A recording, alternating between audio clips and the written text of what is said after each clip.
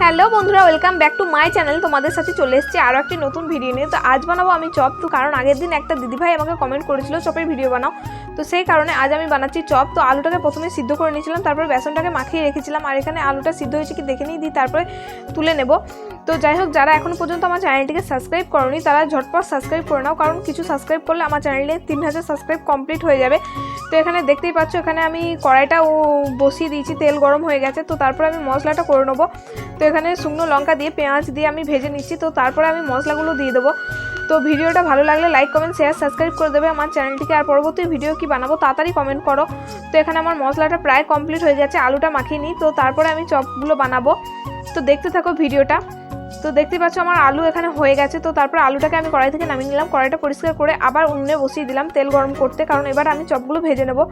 আর চপগুলো সত্যি বলতে খুবই সুন্দর হয়েছিল, হেভি টেস্টি হয়েছিল। তো দেখতে পাচ্ছ এখানে আমার চপগুলো খুবই সুন্দর হচ্ছিল, তাই আমি একটু নেচে নিচ্ছিলাম।